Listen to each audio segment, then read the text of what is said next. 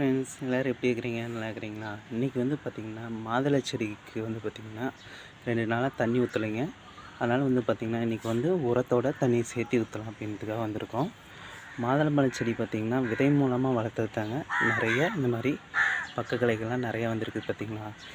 இந்த உரம் வந்து பார்த்திங்கன்னா வாரத்தில் 2 டைம் நம்ம வந்து கொடுத்துக்கிட்டே இருந்தோம்னா பக்க கிளைகள்லாம் நிறையா வரும்.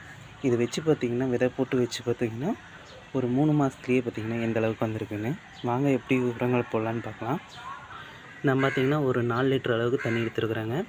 ஒரு டம்ளர் அளவுக்கு புளிச்ச மோர், பசுமாட்டு சாணம் இதுதாங்க நான் பயன்படுத்த போகிறோம். பசுமாட்டு சாணத்தை நல்லா போட்டு தண்ணியில் போட்டு கலக்கலாங்க. அதுக்கப்புறம் ஒரு டம்ளர் அளவுக்கு புளிச்ச மோரையும் கலந்துக்கலாம்.